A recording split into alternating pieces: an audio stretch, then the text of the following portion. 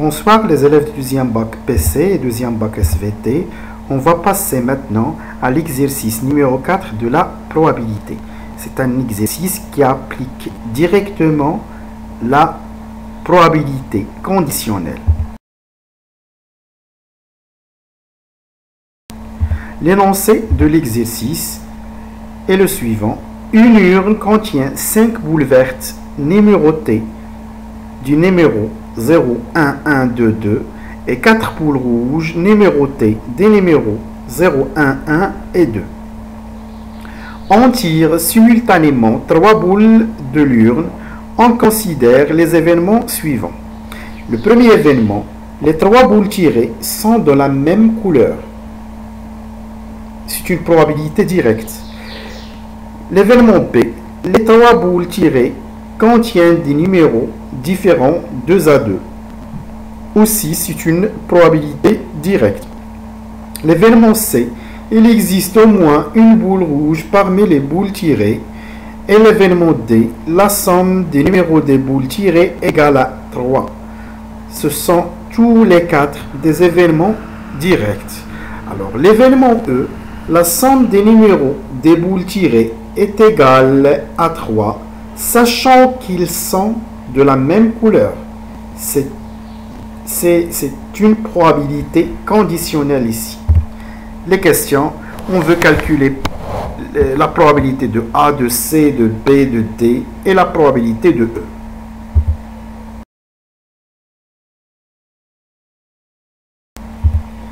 Donc, puisqu'une urne contient 5 boules vertes numérotées des numéros 0, 1, 1, 2, 2 et 4 boules rouges numérotées des numéros 0, 1, 1, 2, on doit d'abord tracer l'urne. Donc on a 5 boules vertes qui portent les numéros 0, 1, 1, 2, 2 et 4 boules rouges qui portent les numéros 0, 1, 1, 2. Puisqu'on tire simultanément 3 boules de l'urne, donc la traduction mathématique de cette expression est, donc ce tir est une combinaison de 3 éléments. Pour cela, on doit utiliser CPN. Donc, on doit d'abord, avant de voir la première question, on doit d'abord calculer le nombre de cas possibles. C'est le cardinal de oméga, puisqu'on veut tirer 3 boules de l'urne qui contiennent 9 boules. Donc, le résultat est C3 parmi 9. C'est 9 factoriel sur 3 factoriel fois la différence qui est 6 factoriel qui va donner 84. On commence maintenant la réponse aux questions. Donc, attention, la première étape, on doit tracer l'urne. La deuxième étape, on doit traduire la façon dont on va tirer les boules. La troisième étape, on doit calculer le cardinal de oméga. Et après, on pose les questions. La première question, calculer la probabilité de l'événement A. Donc, on doit d'abord calculer le cardinal de A. Ça veut dire quoi A? A, les 3 boules tirées sont de la même couleur. Ça veut dire sont tous les 3 vertes ou bien sont tous les 3 rouges. Alors, cardinal de A, c'est ces 3 parmi les verts qui sont 5, ou ça veut dire plus, ces 3 parmi les rouges qui sont 4, qui va donner 14. Alors, P de A est égal cardinal de A sur cardinal de oméga, la règle, qui vaut 14 sur 84. Après simplification, on va trouver 1 sur 6. Maintenant, on va passer à l'événement C.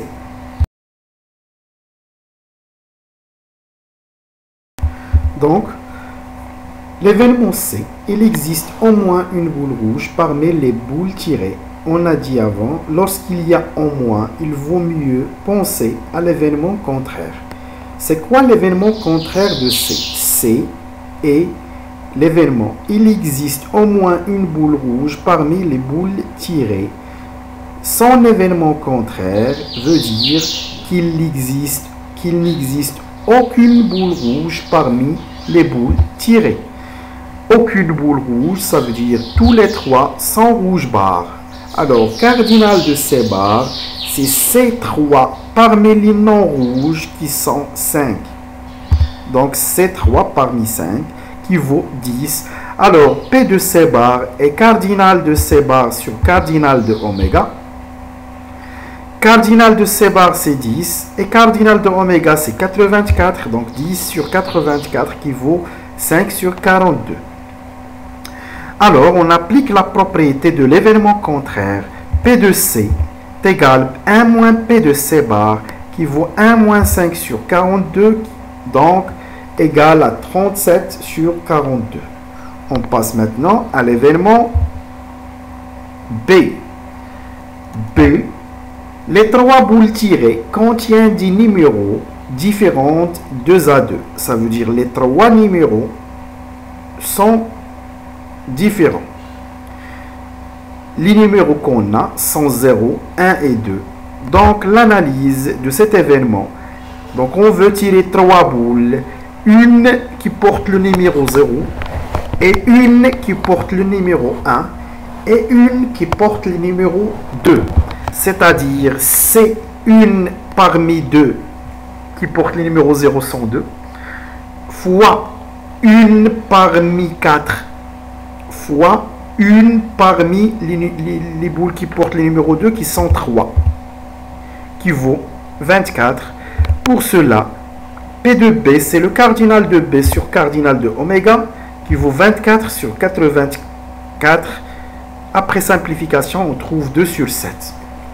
On passe maintenant à l'événement D, qui veut dire que la somme des numéros des boules tirées égale à 3. Pour que la somme des trois boules tirées, des trois boules qui portent, des trois boules tirées, la somme de ces numéros égale à 3. Donc, les choix qu'on a sont soit une boule qui porte le numéro 0, la deuxième qui porte le numéro 1 et l'autre qui porte le numéro 2. Alors, la somme est 3. Ou bien, on peut prendre, par exemple, donc 2, 1, 0 ou bien 1, 1, 1. Donc, les deux possibilités qu'on a sont ici. Soit les trois boules, une porte le numéro 0, la deuxième porte le numéro 1, la troisième porte le numéro 2. Alors, la somme est 3. Ou bien tous les trois portent le numéro 1. Alors, cardinal de D, c'est C1 parmi les qui portent le numéro 0 qui sont 2, C1 2 fois C1 4 fois C1 3 plus, puisqu'il y a où, 3 boules qui portent le numéro 1 qui sont 4, donc 3 parmi 4 qui vaut 28. Alors, P de D, c'est le cardinal de D sur le cardinal de oméga qui vaut 28 sur 84. Après simplification, on va trouver 1 sur 3. Maintenant, on passe à l'événement E. L'événement E, c'est la somme du numéro des boules tirées égale 3. C'est l'événement D. Sachant qu'elles sont de la même couleur, qu'ils ont la même couleur, c'est-à-dire l'événement A. Donc, c'est quoi l'événement E? L'événement E, c'est D sachant A.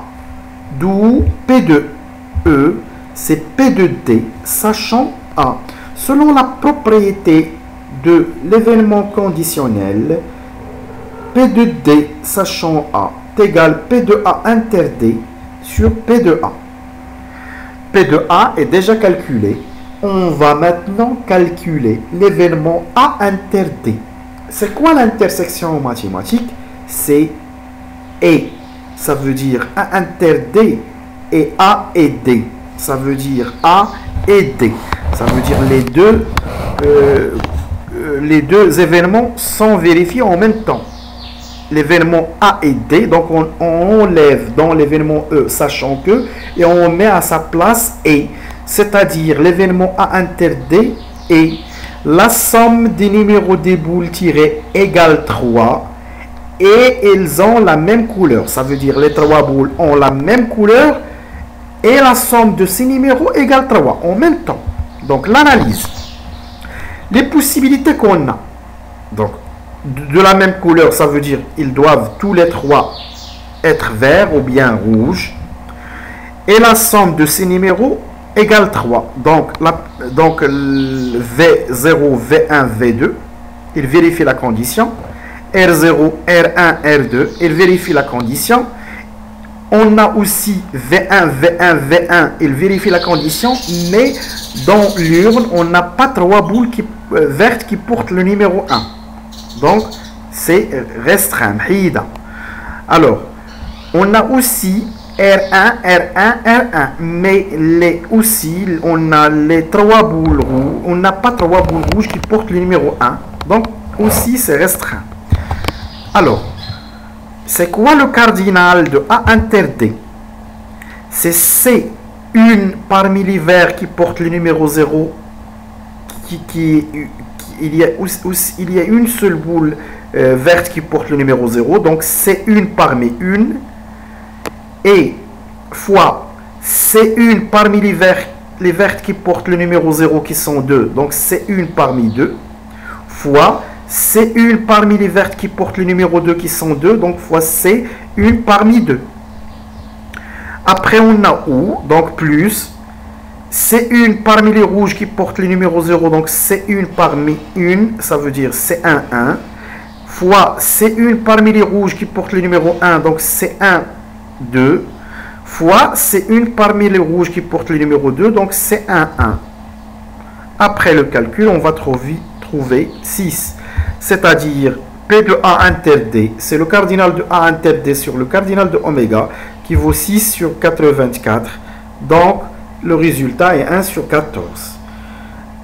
Et on applique la propriété maintenant, donc P de E, c'est P de D, sachant A, qui est égal à P de A inter D sur P de A.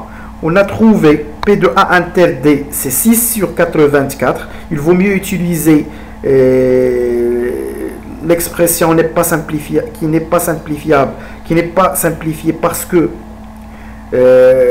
dans ce cas, on va trouver le même dénominateur pour simplifier facilement. Donc 6 sur 84 sur P de A qui est déjà trouvé 14 sur 84.